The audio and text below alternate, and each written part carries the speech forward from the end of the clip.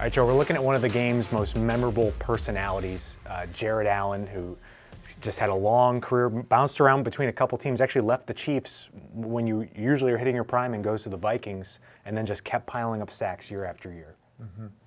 Yeah, he had some tremendous years in there. Right when I got to the NFL, he was with Kansas City, and then he signed a big deal with the Vikings and had some fantastic seasons with Minnesota. And I think the thing that he did the best was he was a little unorthodox and he was slippery. He wasn't like Dwight Freeney where you could say, yeah, this is exactly the move where he gets all these sacks on, but he was just really slippery at the top of the pocket. And he had that ability that once he was 7 or 8 yards up the field and he started to turn the corner, all of a sudden you would lose him with your hands. You thought you were in good position and you had your hands on him. And he had this flexibility that he was able to kind of get underneath your hands and underneath your pads and close those last 2 yards, which are so critical for pass rushers. So many guys can get to that point, but they just can't close the sack. But he was one of those guys that could finish the deal and close the sack. Yeah, he's not, when you look at him, not the most like physically daunting pass rusher guy. Is that why the looks are misleading sometimes with some of these great players out there? Like no that? question, and I think that's why you look at him, and he was only a 4th-round pick. He's not physically intimidating, although he is 6'5" or 6'6" and 260. I mean, there's a lot of guys that are like that. He wasn't blazing fast. There was nothing that jumped out on paper about Jared Allen, but when you watched him on film, his ability to close and get to the quarterback using that slipperiness and that savvy, especially at the top of the pocket, those last 2 yards was unparalleled. So what are you doing? What are you thinking when you go into a matchup with a guy like this? So the big thing against Jared Allen was always, like usual, you wanted to keep your shoulders square to kind of take away some of the inside pass rush moves, but you wanted to get out of your stance and get as much depth in your pass set as quickly as possible because you knew it was going to be a battle at the top of the pass rush, and you didn't want to be too far behind him. If you were behind him in your set, he was going to be able to turn that corner and use his hands at the top of the pocket to be able to get to the quarterback. Now, just kind of walk me through this play and where is he showing kind of this slippery fact that you're talking about? So this play is interesting. I don't remember specifically what happened, but I think we were trying to change the call at the last moment because you can see they've got one of their linebackers mugged, we called it, where he's lined up close to the line of scrimmage in that gap between that guard and that center. And we're trying to make sure he's accounted for it. And so we're communicating when the ball gets snapped. And so I'm a little bit late out of my stance, which causes me to have to sort of cross over here on my third or my second kick. And it puts me in bad position, but luckily he's taken a move up the field rather than trying to come back inside because when you're crossed over, you're about as vulnerable as possible. You're out of balance, and he easily could have thrown me up the field, but you see him trying to work his hands and trying to shuck me so that he can knock my outside hand down and get to the quarterback. Thankfully, Brady gets rid of the football, and no harm, no foul. Yeah, it just seems like with him, he's probably not going to bull rush you very often. Does he even try to do that? Not really. He wasn't an overly strong player. He was about 260 pounds, so those good bull rushers were all 280, 300 pounds. But where he made his money was that slipperiness, the little hand movements at the top of the pocket where he was able to just knock your hands off and then bend and turn his body in such a manner where he could get underneath your hands and get to the quarterback. Now, do you think that is a natural ability that someone can have, or can you do something in the gym that makes you like that? Yeah, or I mean, you can try to work on flexibility and mobility with yoga and stretching and things of that nature, but I remember watching him at the Pro Bowl getting warmed up, and he was just one of these guys that was naturally really flexible. You know, his hip joints, his separation between his shoulders and his waist. He was just able to move like a ballerina almost. You see those ballerinas twist themselves into awkward positions, and he could do that while running full speed. And I'm going to say that's God-given. I'm sure if you talk to him, he would claim that it has something to do with all the horse wrangling and the rodeo baloney that he did throughout his career. But he was just a unique guy, and then he worked at his craft. He worked, I'm sure, a lot in the film room on his hand placement, on watching the offensive tackles, figuring out where he could knock your hands off of him and get underneath and take advantage of any weaknesses in your pass set.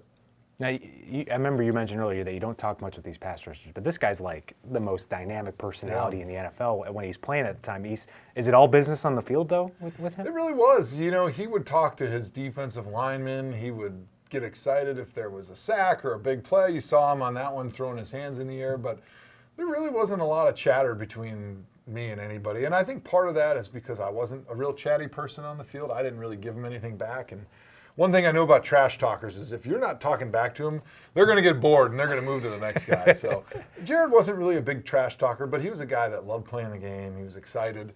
He always was talking and chatting because he had that energy. But we never got into it back and forth. Now, when you have his specific set of skills, how does that make for a long career? Is this something that where if you're this slippery and flexible as a rookie, do you think that stays with you maybe a little longer than some of these guys who rely a little bit more on the speed and the strength and things like that? It does, because those are abilities physically that don't diminish as much over time, whereas if you're relying on speed and quickness, over time when you get older, you're just going to lose that step. That's just human nature, but flexibility, mobility, slipperiness, hand placement, study, those are the attributes that you can maintain deep into your career, and that can afford you such a long career like he had. You can see on this play, he's been setting me up with the upfield move, with the upfield rip for a while, and he actually is going to use his inside hand. He kind of shakes his shoulders up the field, and then he uses his inside hand to try to knock my hand down, and he's going to try to slip past me by wiping both my hands off and then ripping to the inside.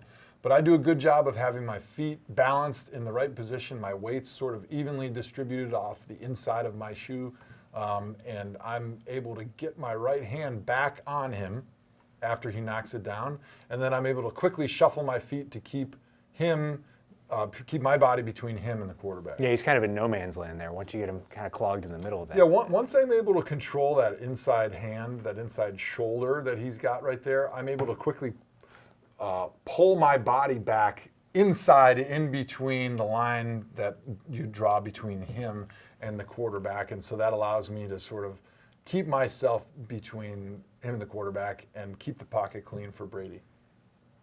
And then he's stuck and he goes with the classic, I'll just try to spin back and then, that didn't work. Run to the football. Now, is there a specific type of left tackle that he would give some issues to?